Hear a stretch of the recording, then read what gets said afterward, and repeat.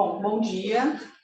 O doutor pediu, ele falou para a gente apresentar alguns artigos. Eu vou começar apresentando esse artigo que foi publicado agora em maio de 2023, na Fertility Sterility, e ele fala sobre... Ixi, não está passando. Volta para lá. Acho que tem que primeiro... Tem alguma coisa aí, João? Não está funcionando. Estou perdendo. Tá. E ele fala sobre os critérios de Bolonha e Poseidon como preditor de probabilidade de obtenção de pelo menos um embrião euploide em pacientes pobres respondedoras. Foi uma análise de 6.889 ciclos. E a pergunta do estudo é: qual que é a probabilidade, então, de obtenção de pelo menos um embrião euploide para transferência em pacientes pobres respondedoras? E para responder essa pergunta do estudo, eu utilizei a metodologia PICOS para a gente exemplificar melhor. Então, esse estudo foi um estudo com 4.928 pacientes submetidos ao ciclo de estimulação ovariana. A maior parte dos protocolos foi feito com um antagonista. O modelo de intervenção, então, foi aplicar os critérios de Bolonha e de Poseidon nessas pacientes e separá-las por grupos. Então, tanto o grupo com subgrupos de Poseidon, quanto o grupo do critério de Bolonha e o grupo das pacientes que não se enquadram como pobres respondedoras. E o que ele fez foi comparar cada um desses grupos. E aí, como resultado, a gente teve que, desses 6.889 ciclos, 53% foram classificados como pobres respondedoras. Na subdivisão de Poseidon, a gente tem que 1,5% pertenceram ao grupo 1, 3,2% ao grupo 2, 11,9% ao grupo 3 e 36,5% ao grupo 4. Quando ele aplicou o critério de Bolonha, a gente ficou com uma porcentagem de 23,4% dessas pacientes como pobres respondedoras. E aí disso, ele viu qual seria a taxa de euploidia dentro desses grupos. E aí a gente tem que no grupo 1 foi de 91%, no grupo das não pobres respondedoras de 97%, sendo que o P deu 0,09%, ou seja, não teve uma diferença estatisticamente significante. No grupo 2, a gente teve uma porcentagem de embriões euploides de 77,9%, no grupo 3 de 70,5%, no grupo 4 de 44,8%, e quando adotou os critérios de Bolonha, 31,9%. Esse estudo foi um estudo de coorte retrospectivo, e o desfecho primário que eles queriam ver, respondendo a pergunta, foi a porcentagem de ciclos onde eu tinha pelo menos um embrião euploide para ser transferido. E aí, como desfechos secundários, a gente teve, então, o número de óvulos maduros, o número de embriões fertilizados e o número de blastocistos obtidos por ciclo. Bom, só para relembrar, então, os critérios de Bolonha é quando a gente tem 2 dos 3 critérios abaixo, ou então quando eu tenho 2 ciclos anteriores cancelados com dose otimizada de medicação. No caso, seria, então, uma idade maior ou igual a 40 anos. O teste de reserva ovariana, ele coloca exatamente assim no artigo, uma contagem de folículos antrais de 5 a 7, um MH de 0,5 a 1,1, e um ciclo anterior com menos de 4 ócitos recuperados. Os critérios de Poseidon, eles estratificam em grupo. Então, no grupo 1, a gente tem uma paciente mais jovem, com menos de 35 anos, com parâmetros de reserva ovariana sendo contagem de folículos antrais maior ou igual a 5, a MH maior ou igual a 1,2.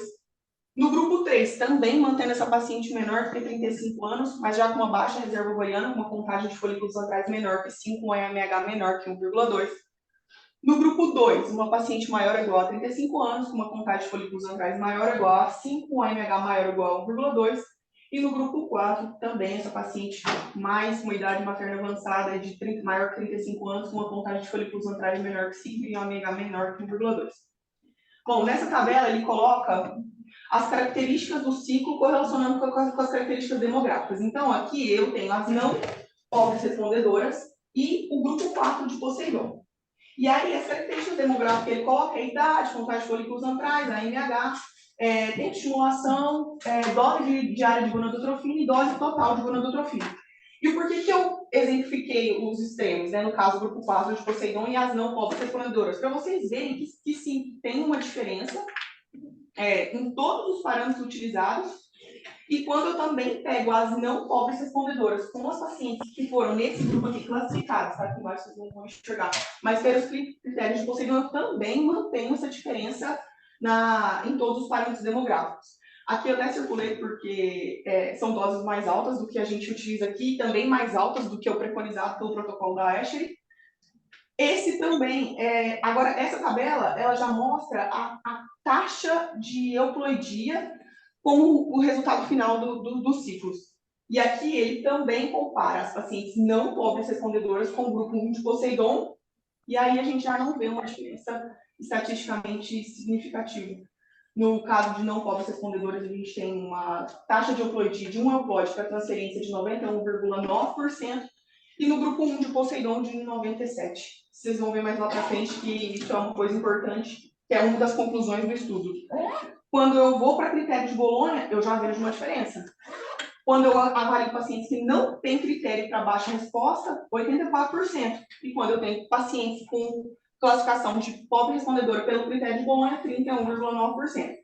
E aí a gente vê também, conforme uma ordem crescente na classificação de Poseidon, eu vejo uma decrescência nessa quantidade de embriões euploides para transferência. Essa outra tabela, ele faz uma correlação com as idades e os desfechos secundários que eu falei lá atrás. Então, seria número de ócitos emissores, números de embriões, números de blastocistos, número de embriões fertilizados, e ele agrupa essas pacientes a cada 5 anos. E a gente também vê um padrão decrescente em todos esses desfechos secundários, de acordo com a idade, com o avançar da idade das pacientes. Bom, então, como discussão do artigo, o que eles colocam? Que esse estudo ele foi o primeiro a quantificar o efeito das duas classificações, tanto de Poseidon como de Bolonha, na probabilidade de obtenção de pelo menos um embrião euploide. E isso também possibilitou eu comparar as duas classificações, tanto de Poseidon como de Bolonha. Outra coisa que ele fala no artigo é que as pacientes pobres respondedoras, pelos critérios de Bolonha, elas apresentam um pior resultado em relação ao Poseidon 4, o grupo Poseidon 4. Isso é até um pouco intuitivo para a gente, né? Visto que na classificação de Bolonha, a gente vê um extremo maior da idade do que na classificação de Poseidon grupo 4. Então, em Bolonha, a gente tem pacientes maiores que 40 anos, e em Poseidon, pacientes com intervalo maior do que 35 anos. Outra coisa que ele fala é que a idade, diferentemente dos marcadores de reserva ovariana, apresentou o principal fator determinante da gente ter ou não um embrião euploide. Opa, perdão. E em relação aos pacientes Poseidon 1 e as pacientes não pobres respondedoras, que eu falei lá atrás no gráfico que seria uma coisa importante, mostrou-se um desempenho semelhante, né? A gente não teve diferenças estatisticamente significantes. E isso sugeriu que, por exemplo, o grupo Poseidon nem deveria ser classificado como um paciente pobre respondedor. Eu trouxe isso aqui que eu achei interessante como limitação do estudo, por quê? Primeiro que o estudo é um estudo de natureza retrospectiva, então o que a gente percebe? Depende de coleta de dados, a gente não sabe quem coletou, como que foi essa coleta de dados, então seria uma das limitações. A outra foi a falta de informação demográfica, lá não fala se tem realmente evidência convincente de que etnia, paridade ou diagnóstico de infertilidade afeta esse resultado. E o outro também que ele coloca é que todas as pacientes selecionadas para o estudo, elas são do mesmo centro e todas as avaliações de PGTA foram feitas no mesmo laboratório. Isso gera uma homogeneidade da amostra, né? E essa homogeneidade fica um pouco complicada a gente extrapolar conclusões, né? Extrapolar para generalizar os dados obtidos. Na verdade, isso é um viés de seleção. E como conclusão, ficou então que os grupos Poseidons mais jovens, 1 e 3, quando eu comparo com os grupos 2 e 4, eles possuem uma maior taxa de euploidia. Cada grupo Poseidon ele apresenta um maior risco de não ter blastocisto euploide, então o grupo 4 apresenta um risco maior ainda de não ter no momento da transferência. E o grupo Poseidon 1, ele apresenta dados, taxas muito semelhantes aos grupos não Poseidon, os grupos de não pacientes pobres respondedores, e que as pacientes que foram classificadas pelo critério de Bolonha, elas apresentaram um pior prognóstico para a taxa de euploidia por transferência de ciclo. É isso. Obrigada, gente. Obrigado.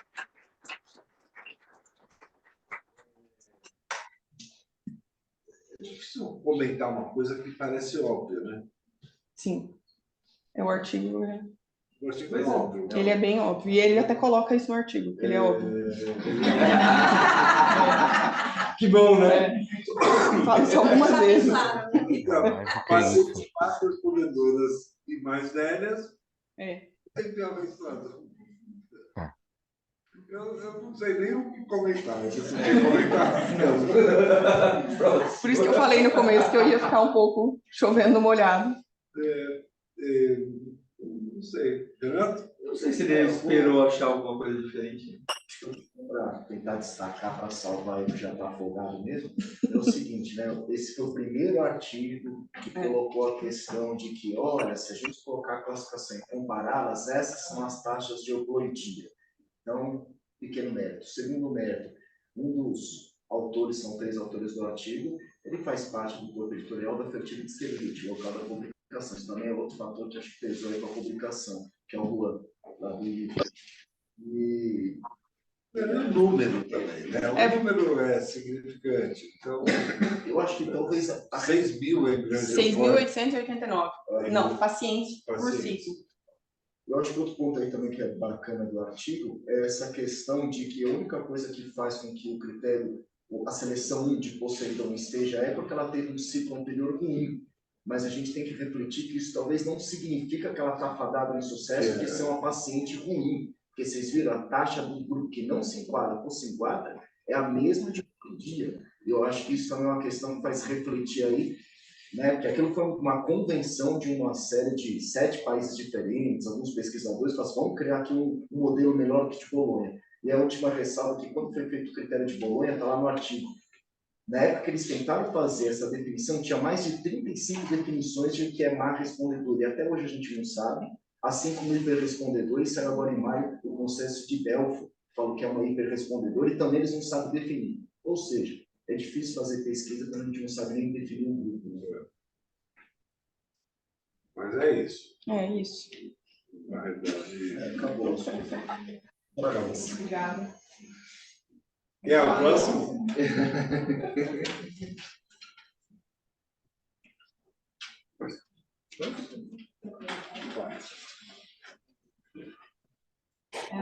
Isso.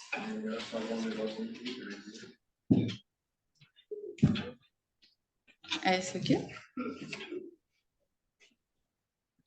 Oi, gente. Bom dia. Hoje eu vou falar desse artigo que foi publicado na Frontiers. Então, ele fala do efeito da espessura endometrial na gravidez, né, na parte materna e nos resultados perinatais também, de mulheres submetidas a ciclos com transferência a feto. É uma revisão sistemática e meta-análise. Também não. Então, ele começa a introdução falando, né, que a espessura endometrial medida no dia do trigger já é consagrado como um indicador da condição endometrial, e os estudos já mostram que isso afeta diretamente a chance de gestação. Porém, quando a gente vai falar de complicação perinatal e da saúde neonatal, ainda tem pouquíssimo estudo sobre. E quando a gente vai falar do endométrio espesso, não tem consenso. Ele cita 2 estudos, né? Um falando que o endométrio mais espesso teria uma menor taxa de implantação e menor taxa de gravidez. E outro que fala que quanto maior, melhor, aumentaria essa taxa. Então, falta aí um consenso. E aí, por isso, o objetivo do estudo é avaliar essa correlação entre a espessura do endométrio e os resultados gestacionais, maternos e perinatais depois da FIV. E aí, então, ele faz uma meta-análise da revisão sistemática, ele usa o protocolo PRISMA, que é o recomendado para esse tipo de estudo. Ele vai usar 4 bases de dados, então, PubMed, Embase, Cochrane e Web of Science. Ele usa esses match terms, né? Então, ele realmente tenta buscar um maior número de artigos possíveis. E todos os artigos tinham que ser publicados em inglês até abril de 2021. E aí, 2 revisores que faziam essa análise de títulos e dos abstracts. E aí, se não houvesse um consenso, um terceiro revisor entrava aí na jogada. E, então, de critério de seleção, os estudos tinham que ter mulheres inférteis, que tinham sido submetidas à FIV. Tinha que ser a mensuração da espessura do endométrio no dia do trigger.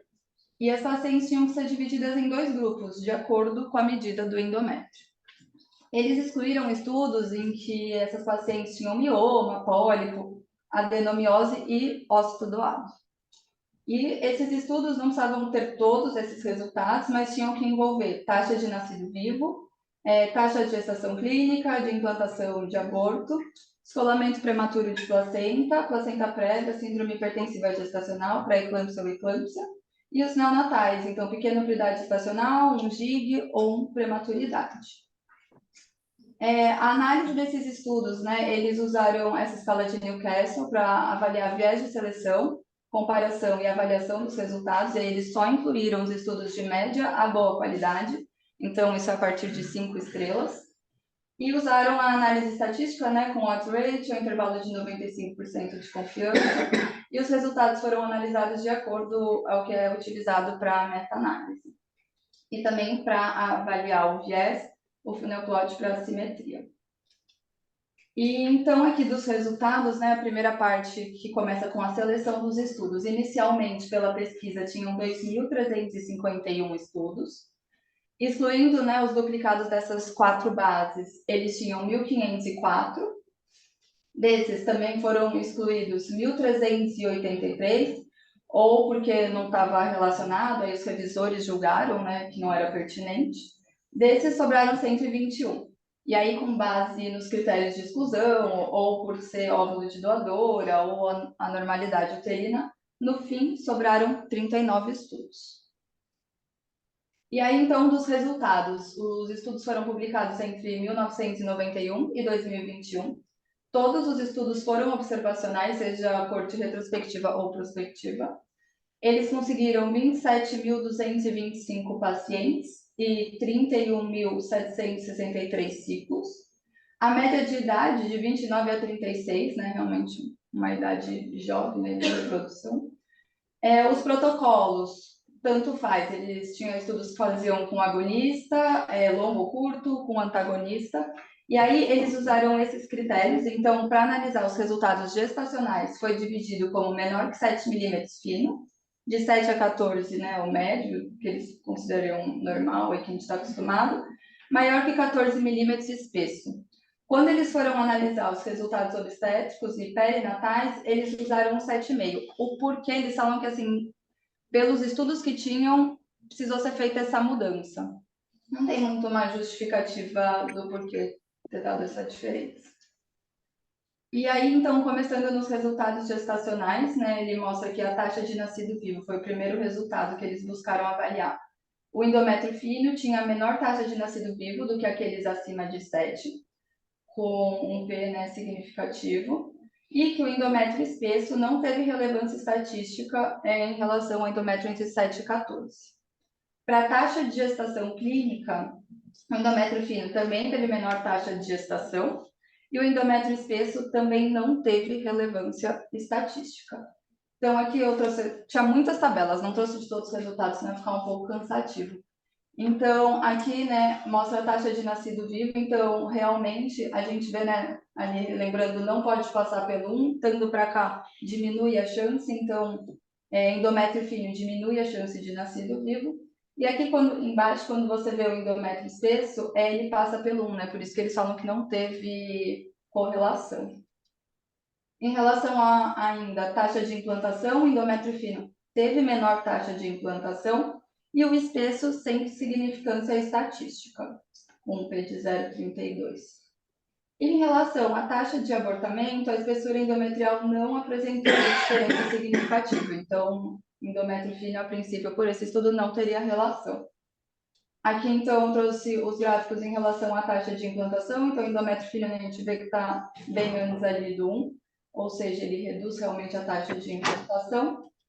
E no segundo gráfico, mostrando o endométrio espesso, que também não teria relação a essa taxa de implantação. Em relação aos resultados maternos, o endométrio fino não teve correlação à placenta prévia, ou descolamento prematuro de placenta. E o endométrio fino, ele apresentou correlação com a síndrome hipertensiva gestacional, mas sem significância estatística. O P tinha dado 0,05 exatamente, não menor. Em relação aos resultados perinatais, o endométrio fino e o pequeno prioridade gestacional e o peso ao nascer teve correlação significativa, mas para GIG ou prematuridade, não. Então, né, que a gente vê que o pequeno para a idade gestacional, quanto menor o endométrio, maior a quantidade de fetos pequenos para a idade gestacional. Em relação à prematuridade, a gente vê ali também que passa pelo 1, então eles não puderam fazer nenhuma afirmação sobre isso. E aí, né, a gente vê que a falta de estudos, era uma meta-análise no começo que tinham mais de 1.000, né, artigos, e aí quando vai analisar esses desfechos perinatais, eles conseguiram 2 estudos só, realmente, estudos. E aí, o que ele traz na discussão, que os achados da taxa de nascimento vivo, gestação clínica e taxa de implantação menor com endométrio fino é o que já é condizente com a literatura. E aí ele tenta trazer algumas hipóteses, né? Então, por um alto nível de oxigênio que teria na camada basal do endométrio, e ele aí ser mais fino poderia estar afetando. Ele fala também que o endométrio fino tem estudo que mostra que pode ter transcrição anormal, então expressões gênicas diferentes já foram detectadas nessa fase secretória média do endométrio fino. E apesar de não ter relação pelo estudo com o aborto, ele fala que se tem aborto, ele costuma ser precoce quando você tem um endométrio fino. E aí ele fala que pode ter prejudicado na decidualização, e aí essa ruptura do endométrio ocorreria antes da 12ª semana. Ele fala que o endométrio espesso não afeta os resultados de FIV puro, esse estudo, mas ele reforça que os estudos são bastante heterogêneos, então algumas vezes, para avaliar, eles tinham que excluir estudo maior, isso eles colocam na análise estatística, então você acaba perdendo um pouco o parâmetro. E em relação a endométrio e resultados obstétricos e perinatais, quanto mais fino o endométrio, menor o peso no ser e maior a chance de síndrome hipertensiva gestacional e pequena para idade gestacional. E isso, os poucos estudos que tem já reforçavam também essa teoria. E por quê? Ele tenta explicar, e ele fala que o endométrio fino teria um fluxo anormal da artéria uterina, e aí, né, comprometeria a placentação, e também de fatores imunológicos, que a gente já sabe que existem na síndrome hipertensiva gestacional, e o endométrio fino parece ter uma associação com esse ambiente inflamatório anormal, então poderia ter correlação. Mas reforça que faltam estudos sobre o tema. Então, assim, são pequenos números de estudos, então as conclusões devem ser tidas com cautela. Eles reforçam no final que deve ser encorajado que o médico oriente a paciente sobre essas possíveis complicações do endométrio fino, e aí elas deveriam fazer um pré-natal mais de perto, mais cuidadoso. Estudos anteriores falavam que esse endométrio espesso poderia afetar negativamente, mas não foi isso que foi visto nesse estudo. E, né, ele valoriza isso. Primeira meta-análise, que incluiu o endométrio espesso e que avaliou o endométrio e as possíveis complicações obstétricas e perinatal. Há algumas limitações à heterogeneidade desses estudos. Todos os estudos foram retrospectivos. A intra-variabilidade de aferição, né, no ultrassom, a gente sabe que o ultrassom é examinador dependente, então isso pode ter sido um viés para o estudo. E a causa do endométrio fino, né? Então, assim, ele não diferenciou se ela fez uma curetagem antes, qual seria um possível motivo para isso pode ter diferença. E essa falta de estudos, né? A gente viu ali na tabela, só tinham 2 estudos de tudo que eles pegaram para analisar essa parte materna e perinatal.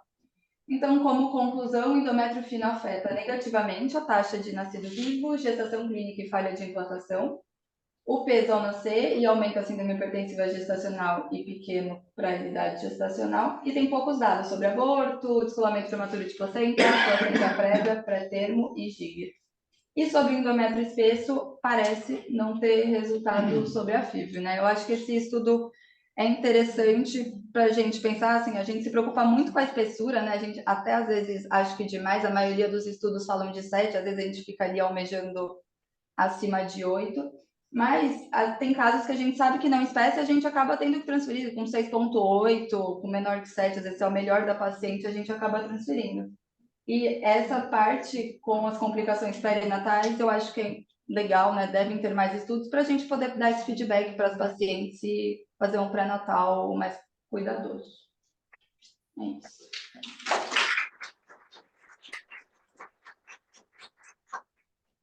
Thaís, você faria diferente? Eu faria uma coisa diferente aí. O que você faria diferente? Em relação à metodologia?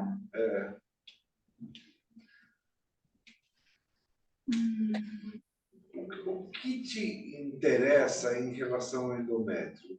Você, quando está vendo o endométrio, você não pensa assim, qual é a espessura ideal, né? Será que falta o aspecto também? Fora o aspecto, mas a espessura, falando especificamente de espessura. Será que de 7 a 10, ou o que está beirando muito 7, não é pior do que o que está com 9? Né? Então, acho que faltou essa... Substratificar, ele tinha número para fazer isso, né? Eu acho. É que eu acho que a heterogeneidade, assim, dos estudos, ele não ia conseguir... Não tinha esses subgrupos, né? Então, é isso que eu não... Mas eu acho que ele tinha número suficiente para poder fazer isso. Quer dizer, sei lá, porque para mim 7 e 8 é totalmente diferente de 9 e 10. Tem uma diferença bastante significativa. Acho que é super interessante a ideia de que mesmo endométrios muito espessos, a gente pode transferir, que os resultados aparentemente são parecidos. Mas eu gostaria que ele tivesse tentado, né? Não sei se... Talvez ele tenha até tentado e não tinha possibilidade, mas a ideia de fazer subgrupos aí... Que acho que é até a maior dúvida, né, de todo mundo, se com 7 Porque eu, às vezes, estou de endométrio de 7,5 e eu falo assim, pô, será que eu vou ou não vou? Sim.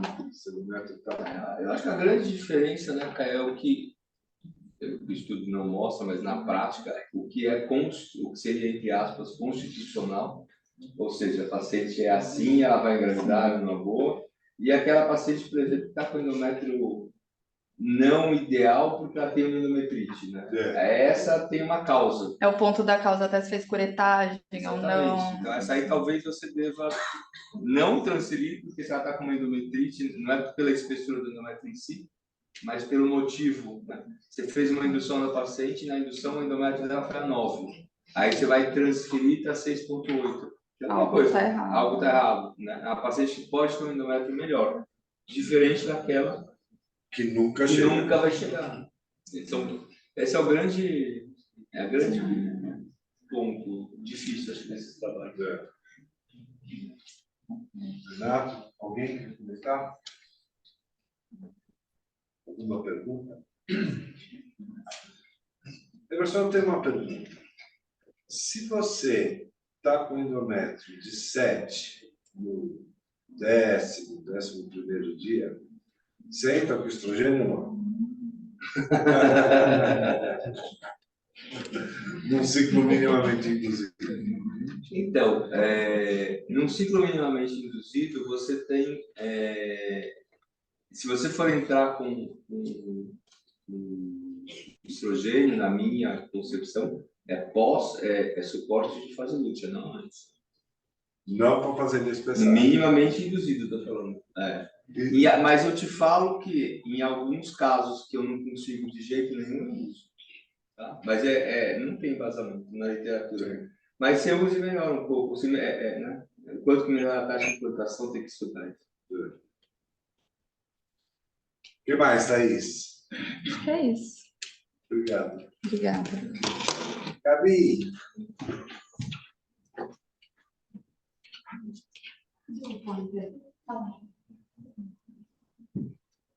Esse estudante.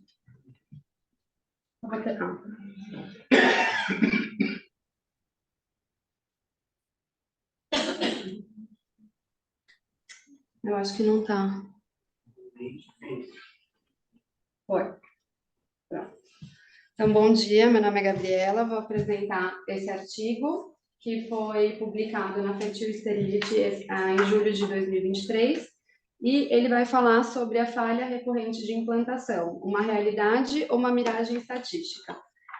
De acordo com uma declaração do consenso do workshop de Lugano, ocorrido em julho de 2022, sobre falhas recorrentes de implantação. E qual a importância de falar desse tema? Então, ele começa falando no artigo, que a falha recorrente de implantação ainda não tem uma definição clara, portanto, esse termo é atualmente usado de acordo com muitas vezes pelo julgamento de médicos e de clínicas. E o objetivo, então, desse workshop, desse consenso, foi esse encontro de alguns especialistas de reprodução assistida, que se reuniram em Lugano, na Suíça, para revisar as diferentes facetas da falha de implantação recorrente, tentando definir um diagnóstico e um manejo adequado. Ele começa, então, introduzindo que as taxas de sucesso dos tratamentos de reprodução assistida melhoraram muito desde a primeira tentativa do primeiro nascido vivo por fertilização in vitro em 1978, e as taxas de implantação, que antes eram menores de 10%, passaram a ser mais de 65% nos tratamentos envolvendo a transferência de embriões de euploide. Porém, ainda assim, ainda cerca de 35% dos embriões transferidos para um útero considerado anatomicamente normal não tem sucesso na implantação. E, na ausência desse consenso sobre os critérios diagnósticos, esse diagnóstico presuntivo é usado de forma aleatória, diferenciando entre clínicas e médicos, e, para complicar, além do fato de não ter um diagnóstico definitivo da falha recorrente, vários fatores vão contribuir para uma gravidez bem-sucedida. E outro fator que complica ainda mais é o fato de que a falha de implantação pode ser definida de diferentes maneiras. Uma que considera a ausência de nascido vivo, ou quando a gente considera a falta de implantação sustentada com atividade cardíaca fetal visualizada no ultrassom, ou considerando a ausência do beta-HCG detectável no sangue após a transferência de embriões. Então, tem tudo isso para contribuir com a dificuldade desse diagnóstico. Ele diz ainda que eles acreditam que essa falta de consenso leve a um excesso de diagnóstico e de tratamento dessa patologia, e eles decidiram, então, estudar essas falhas recorrentes como sendo uma falha repetida em estabelecer uma implantação sustentada após o tratamento de reprodução assistida.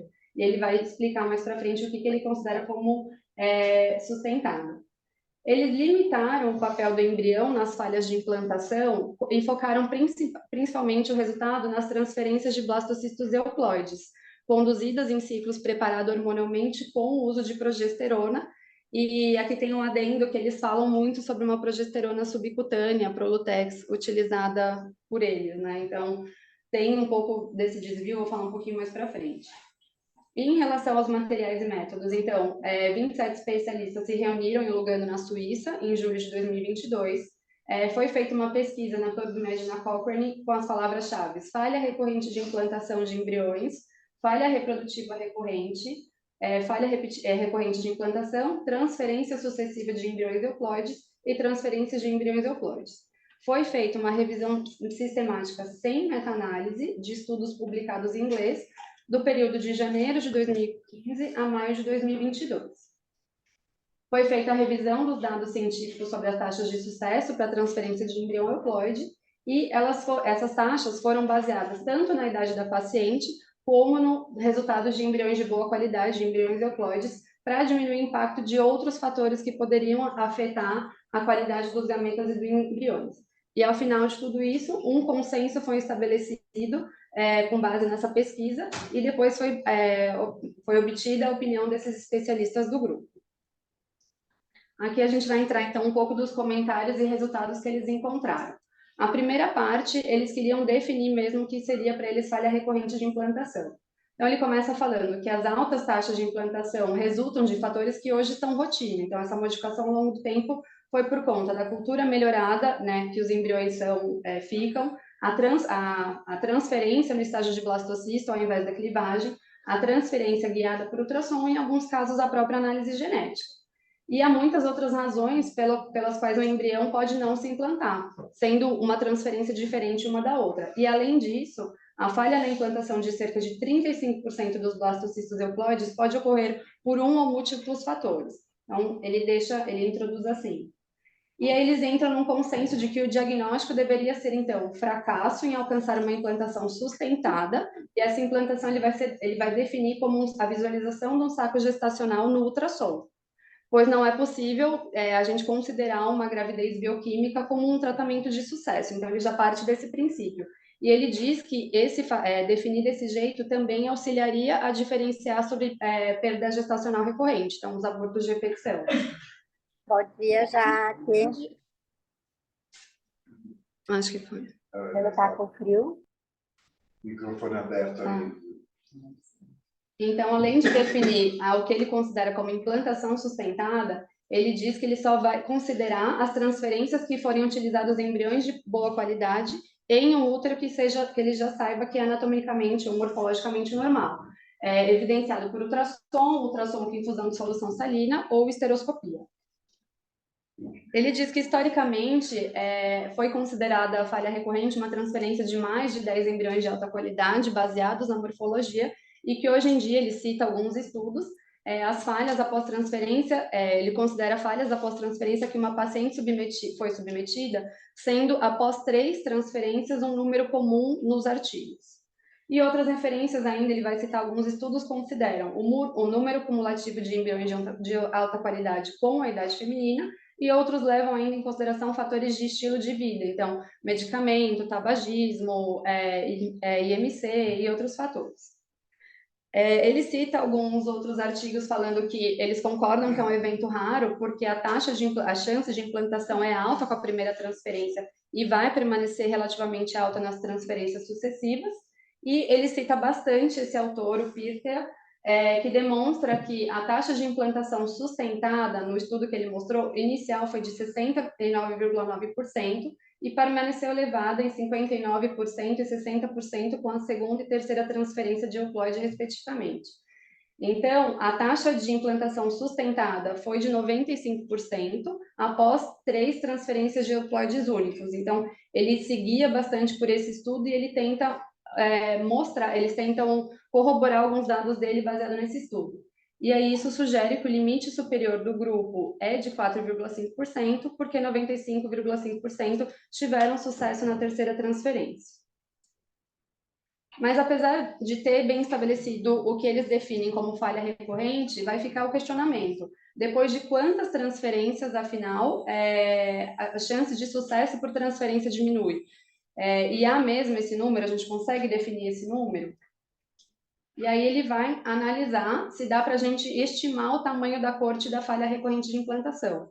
Essa é uma das partes mais importantes do artigo, que ele diz que a estimativa do tamanho verdadeiro do grupo falha recorrente de implantação pode ser aferida pelo fato de que as taxas de implantação sustentadas, elas vão diminuindo ao longo do tempo, ao longo de transferências sucessivas de embrião.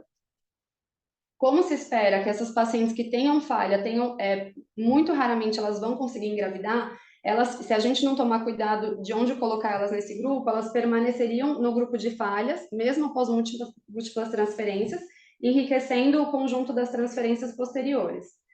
E aí ele fala que, assim, a maneira mais fácil de tentar estimar essa corte de pacientes que realmente fazem parte dessa falha repetida de implantação seria a gente seguir o modelo de taxa de gestação, de sucesso de gestação após transferência de euploides. E esse modelo seria comparado com dados clínicos reais, ele vai querer comparar esse modelo para determinar se isso é realmente o que acontece na prática clínica. E aí ele coloca esse exemplo aqui. Então, se a gente tivesse uma população mais ou menos de 1.000 pacientes e 10% dessas pacientes tivessem a falha recorrente de implantação de euploide, na primeira transferência, 100 delas seriam consideradas como pacientes com falha recorrente, mas 900 teriam alguma chance de engravidar na primeira transferência. Se a taxa de implantação é de cerca de 70%, e aí ele utiliza o dado daquele estudo do Pirter, um total nesse número que ele deixa, 630 pacientes daquelas 900 que poderiam engravidariam. E se a gente continuar, então, seguindo esses 10% fixo, então, numa segunda transferência, a gente ficou com cerca de 370 pacientes que não engravidaram depois da primeira transferência. Se a gente considerasse ainda esses 10% do que restou, a gente ficaria, aplicando a 70%, né, de taxa de sucesso, ainda que ele considera, a gente ficaria com 180 pacientes que engravidariam e as outras não. E essa taxa elevaria muito esse número. E na terceira transferência, 100 pacientes ainda, considerando os mesmos 10%, teriam ainda falha recorrente de implantação e 81 pacientes normais permaneceriam. Isso proporciona uma taxa de nascidos vivos de 31% na terceira transferência. E aí ele critica isso, ele fala que se 10% das pacientes de tratamento tivessem falha recorrente de implantação, elas seriam 10% na primeira tentativa, mas elas corresponderiam a 27% na segunda e 55% na terceira transferência. E manter ela sempre nesse nível enriqueceria a amostra, de modo que a gente não teria uma amostra real e também não é o que a gente observa na prática clínica. E aí, então, para corrigir isso, ele fala que não dá para a gente basear na taxa de sucesso de gravidez, então ele propõe esse modelo matemático que vai ilustrar as taxas variáveis de falha recorrente de implantação, então ele coloca 1% em cinza, 2% e 5% prevista na população, a ponto de impactar as taxas de implantação sustentadas, que ele coloca aqui do lado, em sucessivas transferências de embriões de alta qualidade. E nesse modelo que ele faz diversas contas numéricas e assumindo ainda uma taxa de implantação de 70% e essas taxas de prevalência de falha de implantação na população de 1, 2 e 5%, ele vê que a partir de 5%, que é essa faixinha azul, a gente atinge um platô. Então, comparando com os estados com o estudo que ele cita do PIRTA, ele sugere que essa poderia ser uma verdadeira incidência da falha recorrente de implantação, que estaria entre 1% e 5%. E esse modelo mostra tanto a incidência na população das pacientes que falharam, então, variando de 1% a 5%, como também o platô após quantas transferências a gente deveria considerar que o sucesso diminui após transferências sucessivas, que ali no gráfico, em qualquer uma das incidências, 1%, 2%, 5%, acontece mais ou menos após 3 transferências. Então, daí que ele tira esse número. E ele fala ainda, cita outros estudos para corroborar essa estimativa dessas porcentagens que ele utilizou. Então, os dados do SART de 2020, que mostra que mulheres abaixo de 35 anos com a transferência de embrião euploide tiveram 62% de sucesso na primeira transferência e 55% na transferência seguinte, com apenas 7% de declínio entre uma transferência e a outra. E juntando os dados desses estudos e outros que ele cita, menores, uma queda na taxa de implantação de 7% a 10% ocorreria um subgrupo justamente do mostrado na tabela, de falha recorrente de 1% a 5% na corte inicial. Então, ele estima, portanto, que 1 a 5, 2 a 5, ele difere isso, dos pacientes que buscam tratamento de reprodução podem sim ser consideradas como pacientes com falha recorrente de implantação. E a última variável que ele vai analisar é avaliando o sucesso após a transferência de embriões euploides. Ele explica por que ele vai utilizar somente a amostra de embrião euploide.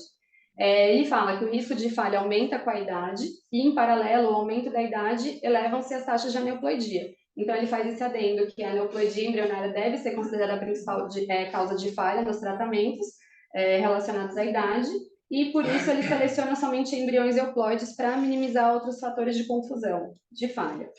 Por outro lado, ele diz que o efeito da idade materna na implantação de embriões euploides parece pequeno, e aí que está o fator que mais confunde. E a idade paterna também tem impacto limitado. Então, isso vai sugerir que ainda as 35% de pacientes que não engravidam após transferência de embrião euploide deve ocorrer por outras razões além de aneuploidia.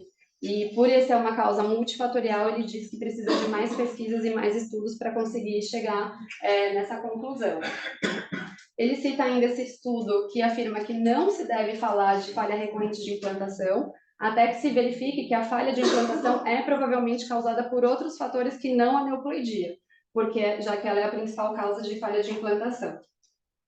E ele propõe que essa definição ainda deve considerar as taxas previstas de euploidia em todas as idades femininas, então se a paciente não fez análise, deve considerar essa taxa prevista, e aqui nessa tabela ele mostra idade por idade, a cada grupo de idade, a taxa prevista, então 62,5% em pacientes abaixo dos 35 anos, 60% em pacientes entre 35 e 37 anos, e acima dos 43 anos uma taxa de 40%, desde que tenha feito PGTA.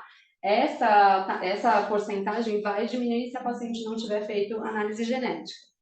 E numa paciente que não fizer análise genética, mostra mais por idade quantos embriões a gente deveria transferir levando em consideração, para considerar ela como falha recorrente de implantação, que é aquele dado que ele utiliza, né? Após 3 transferências de embriões haploides, a gente deveria ter 95% de taxa de sucesso.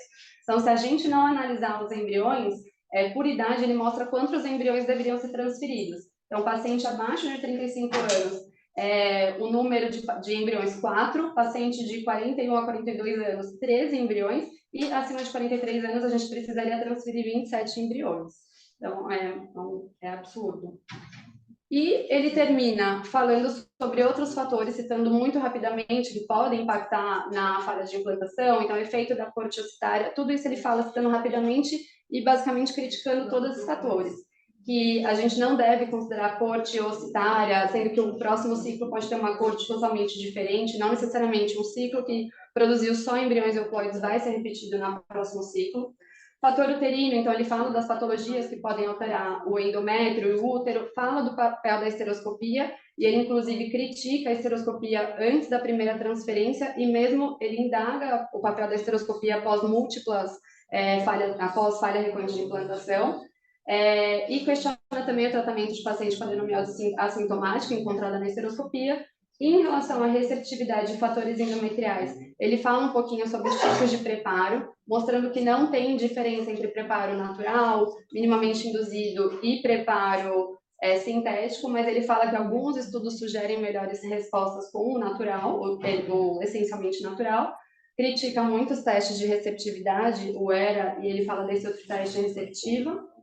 Outros fatores da espessura endometrial, eu não vou me alongar muito, mas ele fala da falta de consenso de tamanho, que a hipericogenicidade é sim um fator que deveria ser mais importante, porque significaria uma luteinização precoce do que o tamanho, e ele questiona que a gente ainda não sabe quando medir e a importância da compactação, por exemplo, no dia da diferença do tamanho entre o dia do trigger e o dia da transferência. Fala que não dá estado sobre a microbioma, apesar de ser um fator que poderia interferir. Cita fatores inflamatórios endometriais e o papel da progesterona, ele fala rapidamente, fala muito sobre essa progesterona subcutânea, mas ele também compara a vaginal com a intramuscular, citando que os piores resultados são com o uso de progesterona vaginal, e cita fatores metabólicos, fator masculino, Addison e scratch endometrial, todos esses sem evidência da gente seguir ou como tratamento ou como diagnóstico para essas pacientes. Então, de discussão final, eles reconhecem que esse documento é um documento limitado, porque não é suficiente fazer uma revisão sem meta-análise, então ele propõe que tem que ser feita uma meta-análise. É possível que existam fatores não identificados que contribuam para essa falha recorrente, mas de qualquer forma, a gente tem que considerar que é uma condição rara e provavelmente presente somente em menos de 5% das pacientes que tiveram falha de implantação. E só pode ser identificado por falta repetitiva inexplicável após a transferência de embriões euploides, e é uma definição baseada na probabilidade e não na biologia. Porém, se a gente tiver múltiplos fracassos, aí a chance de ter uma base biológica, alguma patologia, alguma outra coisa, vai ser mais provável, e a investigação pode ser justificada com essas coisas que ele citou no final, dependendo da qualidade do estudo e do custo dessa intervenção que a gente fizer na paciente, que por enquanto não tem nada muito comprovado. E quando uma mulher atende esses critérios, todos os aspectos do processo devem ser avaliados, não somente o endométrio. Então, ele termina dizendo que mais pesquisas são necessárias para identificar fatores femininos e masculinos que podem contribuir para essa falha, e essas pesquisas devem se concentrar nos 5% de população que teve a falha de implantação após 3 euploides sucessivos, ou nas pacientes que não tiveram análise, um número equivalente daquela tabela que eu mostrei de transferência de embriões não testados. Após essa pesquisa, é razoável não atribuir esse diagnóstico a uma paciente até que ela tenha falhado nessas 3 transferências euploides e que outros fatores tenham sido descartados, e outras intervenções somente nessas pacientes que correspondem a 5% da população. Eles consideram que é uma condição super avaliada, super diagnosticada e super tratada, e sem avaliação clínica suficiente da condição, e a conclusão final deles é essa: de menos de 5% da população, após 3 transferências de euploides, ou um número equivalente de acordo com a idade. E é isso. É longo.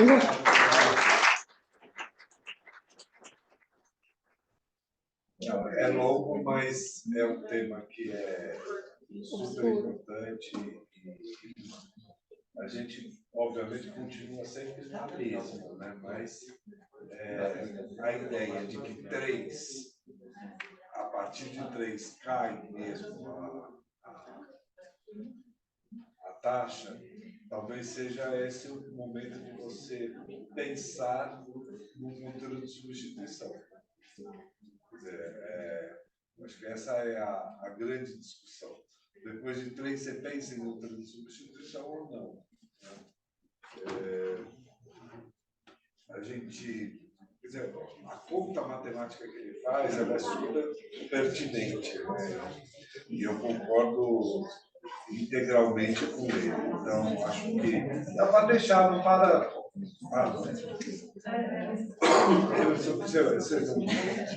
Eu vou passar para o pendrive. Quem ia apresentar o outro? Acho que é um caso. Tinha mais esses 3. Tem um caso. Esses 3, né? Tem um caso. Então, apresenta o caso.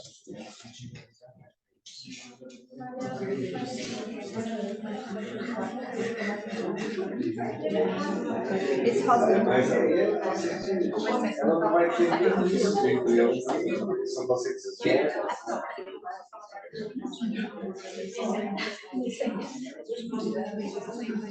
Vamos ver.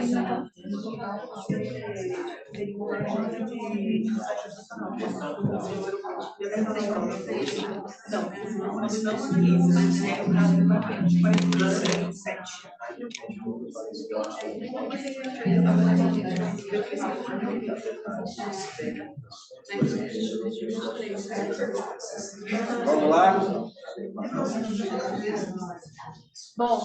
Bom dia a todos. A doutora Mariana solicitou que eu apresentasse esse caso a vocês novamente na reunião, para que todos nós pudéssemos pensar sobre o caso e achar uma luz para a paciente. A nossa paciente é LLS, 39 anos, ela tem uma endometriose, tinha uma história de inseto uterino, e o parceiro dela, o DSS, de 37 anos, que não tinha comorbidade. E a história deles aqui no Ideafert começou em janeiro de 2021, com uma infertilidade primária há 5 anos.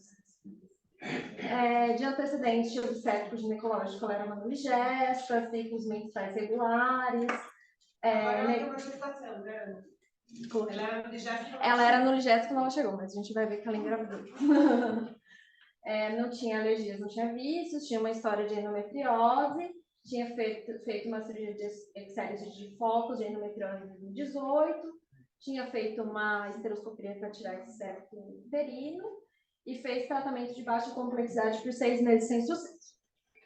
Então, a doutora Mariana fez um ciclo de FIV com antagonista em maio de 2021, funcionou 13 ócitos, ela conseguiu 5 blastocistos, e aí foi optado por não transferir, porque esse endométrio não estava receptivo.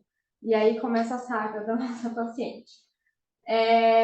No primeiro preparo de endométrio, ela tinha uma imagem anecoide, fúndica e ultrassom basal. E aí foi optado para cancelar, fazer um tratamento de endometrite e solicitar uma esteroscopia diagnóstica. E aí veio a esteroscopia normal, e era assim o ultrassom dela. Aí no segundo preparo de endométrio, depois do tratamento de endometrite, depois do second look da esteroscopia que veio normal, manteve essa imagem anecoide e optado por um primogina, iniciar a primogina mesmo assim. E foi cancelado no D11 com eco fino e a imagem anecoide mantida. No terceiro preparo, também foi optado por um ciclo natural. E aí a imagem anecoide se manteve desde o ultrassom basal e foi cancelado com um folículo de 20 milímetros e o eco fino. Aí foi optado por uma nova esteroscopia. E aí, surpreendentemente, a paciente voltou gestante, espontaneamente, teve embrião visto, visualizado no ultrassom, mas ela evoluiu com abortamento retido e para a cereja do bolo foi feita uma curetagem uterina. E ainda fez uma esteroscopia por imagem que sugeria restos ovulares, mas aí na cirúrgica não visualizou mais nada. Então ela voltou para o quarto preparo endometrial dela. E aí foi optado por um ciclo natural que manteve a imagem anecoide, e aí a gente foi optado por fazer uma nova estereoscopia. E que também não viu nada, e aí a gente pediu uma ressonância e uma esterossalpingografia. Na ressonância, não veio achados de hidrossalpinge, só veio achados de endometriose, e na esterossalpingografia também não, apesar de ter esses achados de retenção no cotê, né? Pós-cotê, nas tubas, no interior da cavidade, não tinha nada aqui, não tinha ausência de fase de enchimento nem nada. No quinto preparo endometrial da paciente, foi cancelado por um arco fino com imagem anecoica mantida e optado por tratamento de endometrite empiricamente e novo preparo com bloqueio. Isso, aí foi esquema. No sexto preparo endometrial, foi feito com bloqueio. Após dois bloqueios, manteve a imagem anecoide depois do uso da primogina. A gente iniciou 6 mg dia, e aí começou no D8, no ultrassom de controle, foi visto a lâmina, aumentou para a dose de 8 mg dia e manteve a imagem. Aí a gente fez uma aspiração, eu lembro que foi eu e a doutora Mariana. Só que veio muco, mas não saiu totalmente. E aí a gente trouxe esse caso para discussão aqui na reunião, no dia 28 de março desse ano. E aí foi sugerido fazer uma nova esteroscopia com o Dr. Valdemar, com dilatação cervical até a vela 9. E ela ficou usando o desogestrel até retornar com a gente, agora em agosto de 2023. E aí foi optado por um preparo com letrozol. Aí no basal não tinha lâmina, estava tudo bem. E aí foi cancelado por um eco fino com a lâmina e um folículo de 23. Tem a imagem? Não tem. Esse é o último ultrassom dela.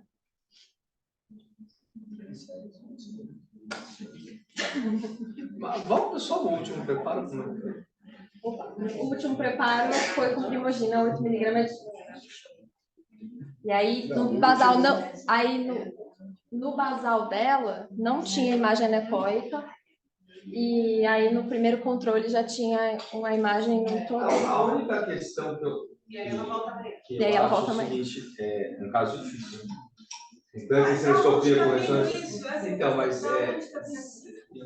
já tratou várias vezes, 3 vezes, eu acho, com antibiótico, e parece não ser uma coisa infecciosa. E se você aspirou muco, a única, não que seja a solução, mas eu não faria nunca um protocolo artificial, porque está dando muito sujeito. Vai aumentar a Todos eu pensei nisso, só que todos os preparos foram ciclo natural, minimamente. Não, eu vi que não funcionou também. E o eco fino com uma lâmina. O eco nunca expressou? Não. No preparo? Mas ela engravidou espontaneamente. Então, por isso que eu estou falando, ela engravidou espontaneamente. Então, O ciclo dela tem que ser espontâneo. Não importa qual seja o motivo que a gente não sabe, eu acho que esse ciclo artificial é bom para ela. Sim, é que eu não sei mais. Aumenta a dose do ciclo da indústria, induz um pouco mais no espontâneo. Como assim? Entra o. Da gonadotrofina. Faz proliferar mais. Você vê que ela engravidou assim. Na indução foi. Não foi para frente, mas ela O engravidou antagonista assim. dos dentes não tinha lâmina. Na indução, ficou fino? Não é? Com 15 horas. Eles transferiram. Então dá Cancelou a transferência Cancelou a transferência. por endométrio fino. A gente foi para transferir a fresco, né, indução. A gente fez antagonista também.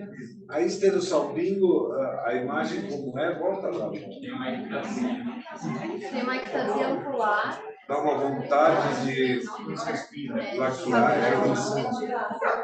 Tem um achado de retenção.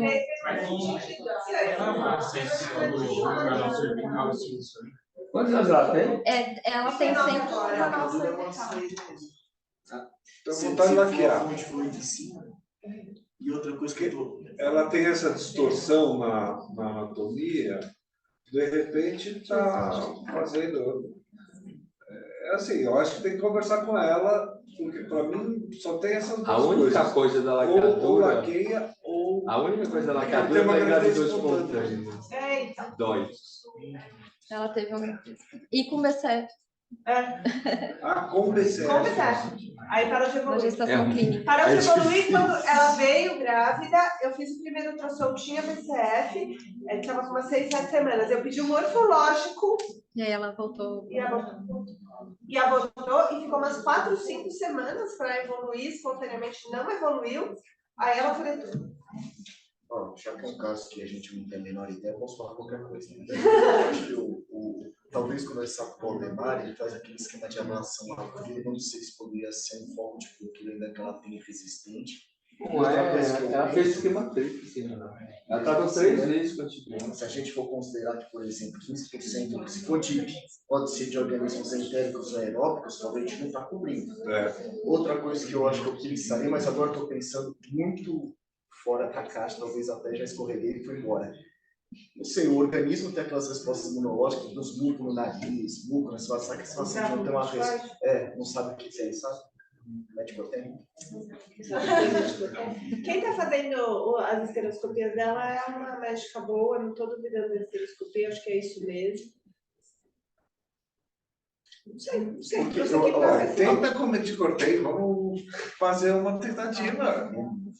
Custa nada Aí não custa nada mesmo, fora a decepção dela. Não, ela já está acostumada. baratinho. Eu já conversei, a médica dela é a Maria Goretti, sabe quem é?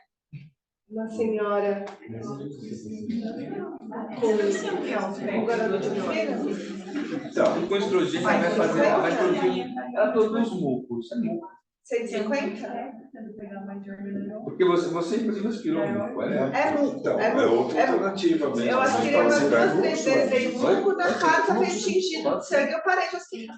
É possível fazer uma laparoscopia, ao invés de fazer essa apendectomia, colocar do script, E depois tirar o clipe? Não, mas O clipe vai fazer a se você definitiva. usa clipe de troca de fios, qualquer desses é destrói a polpa, não tem. Não tem salvação, né? Olha que a Canel de 1, eles nem sabem o que é isso. Mudou tanto. Difícil esse cara. Olha, faz uma tentativa antes de tentar antibiótico de mais amplo espectro. Faz uma tentativa corticoide. É baratinha, não vai fazer nenhuma. Com ciclo com gonadotrofina? Com ciclo com letrozol? Ou no ciclo natural? Não faz, eu não acho que o problema seja. Eu também não acho, porque como eu falei, o problema é tudo bem que foi resposta esse. endometrial. Ciclo com banda.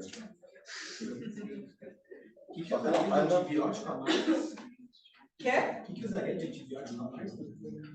Daria uma dessas cefalosporinas de quarta geração endovenosa, sei lá. Lógico que a experiência de um caso, mas a gente fez 8 6 Eu não sei, só mas depois que alguma eu coisa.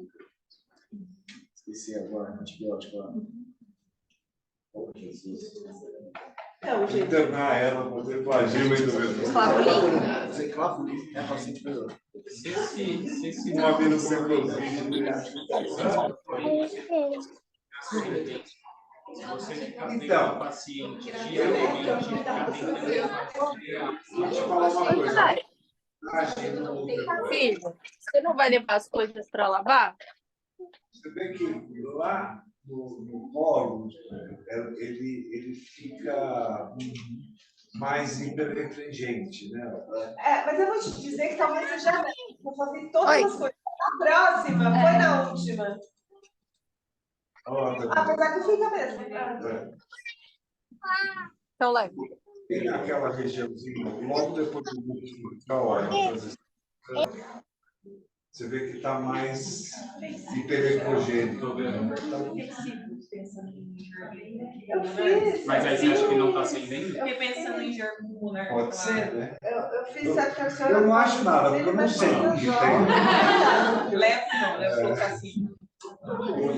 Porque aí, se ele estiver ascendente, e aí você Sobra começar a fazer o preparo de endométrio, começar a ver ela diariamente, não deixar acender, às vezes ficar aspirando um pouquinho quase que todo dia, só do canal cervical, para não deixar Então, mas se acender. você fizer isso, será que você não vai causar um processo Não inflamatório? sei, também. E você, depois que você transfere, ela vai continuar produzindo o que ela está produzindo antes. Aí vai lavar um. E aí você não vai poder aspirar mais nada. Você transferiu. Não adianta, engravida. Gastou isso, bota. Mas tenta o corticoide e depois a gente aumenta o espectro do antibiótico. Tá bom. Conta pra gente. Com certeza, mas Embora, novamente, né? Continua batendo de cabeça em mim mesmo. A gente está falando do espectro do antibiótico, mas ela tem uma gravidez. Tem uma gravidez.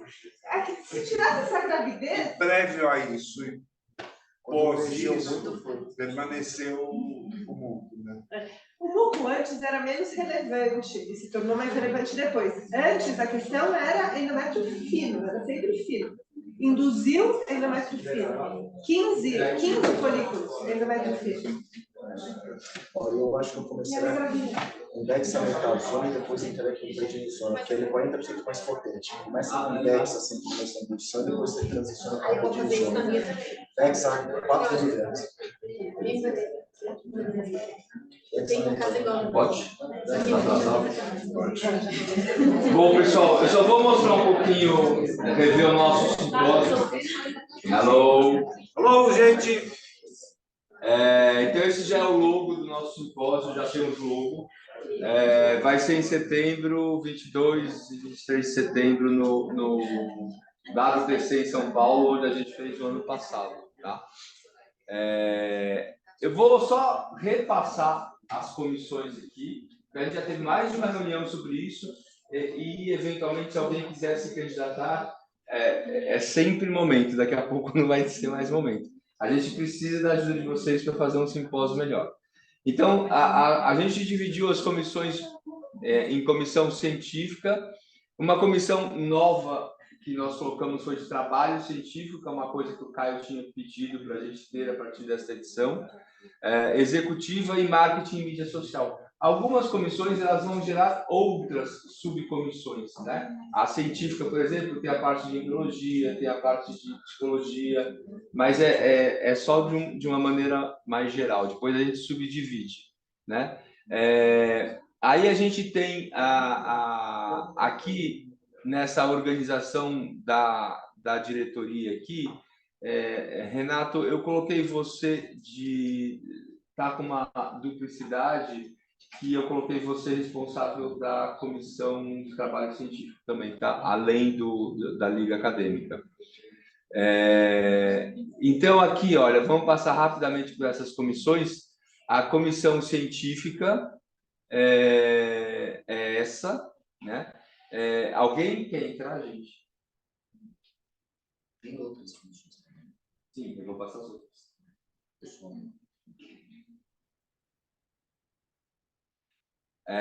Comissão de Trabalho Científico. Essa comissão de trabalho científico eu preciso conversar com todas as pessoas que eu coloquei. Fui eu que elegi. Porque, na realidade, no trabalho... Não foi espontâneo. No trabalho científico, eu preciso ter representante da andrologia, do laboratório, da parte clínica, da parte de genética, né? A gente precisa saber avaliar os trabalhos que vão chegar, e nada melhor do que ter pessoas com expertise nessas áreas. Por isso que eu procurei usar pessoas aí que estão...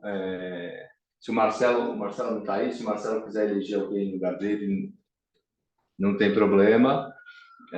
Nós definimos de forma democrática, eu vou conhecer a Carol Zunin do laboratório, tem que ver se a Bianca quer, acho que o Vitor não vai supor, porque é uma pessoa que tem bastante prática.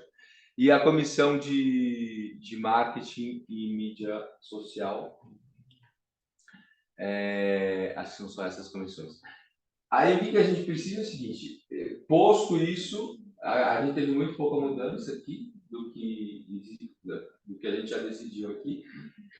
Agora a gente vai ter que efetivamente começar a trabalhar, né? Tá mais do que na hora, a gente já está trabalhando na realidade em busca dos patrocínios, Mas agora eu estou começar a fazer as reuniões com todas essas comissões e colocar a mão na massa.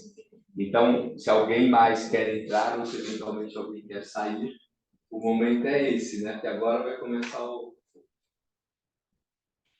hora do lavoro. É isso, gente. A gente quer muito a ajuda de todo mundo. Faltou Né? Tinha uma comissão mesmo. Né? Oi? Não tinha uma comissão não era de planejamento, de orçamento, alguma coisa assim?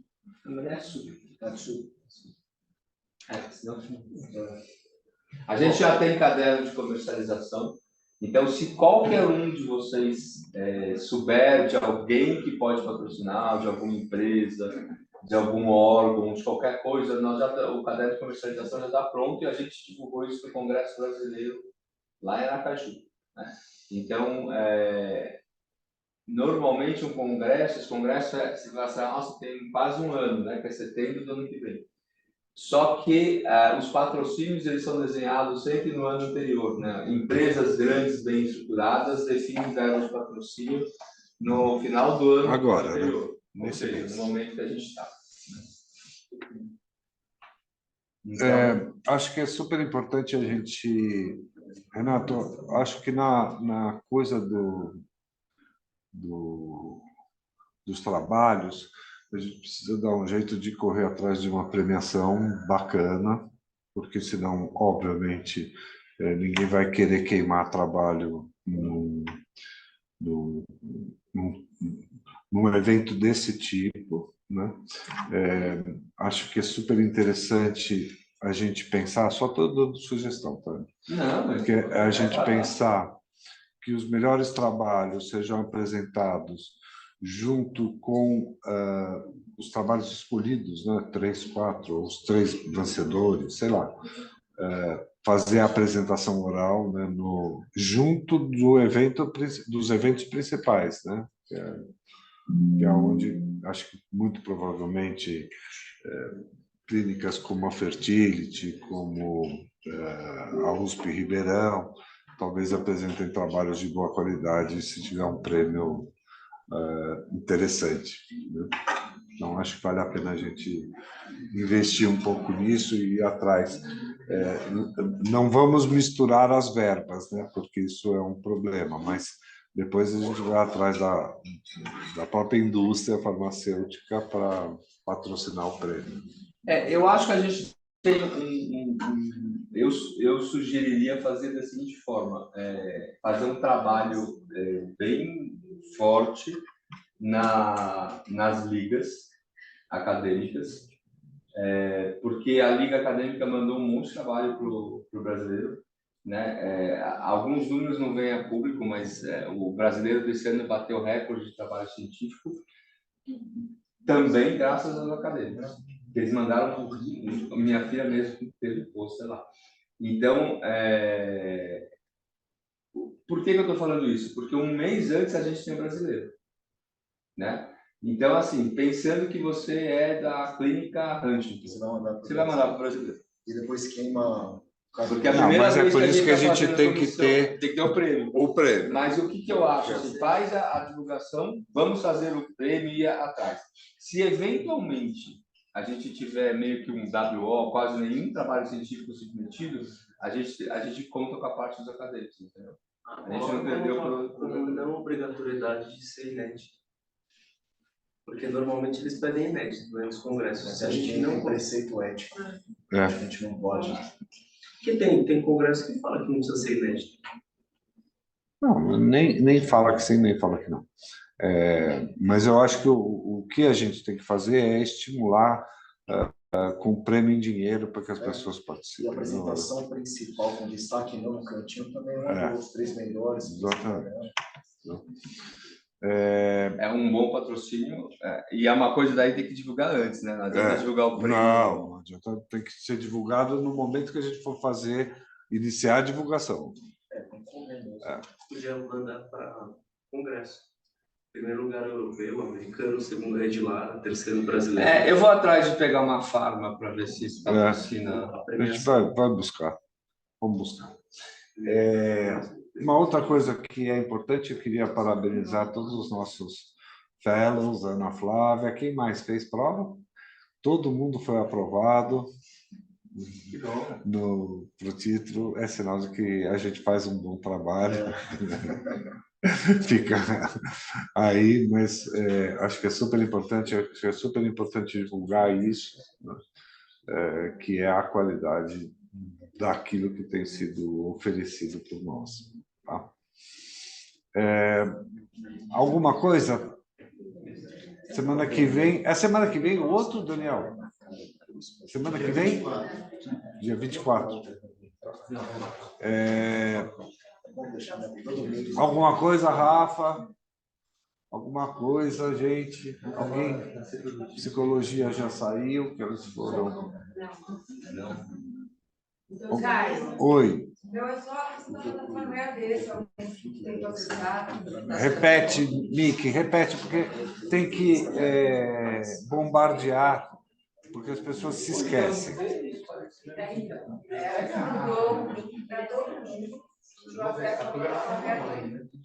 aí, algumas pessoas do Manifesto de Direito está perguntando, não Emerson! Né? Então, quem tiver dificuldade de acesso, não recebeu o e-mail, me avisa para eu enviar o que está acontecendo, tá bom, gente? Bom, gente, só para vocês saberem, eu vou reforçar. A gente contratou uma plataforma EAD. A ideia da gente ter esta plataforma são várias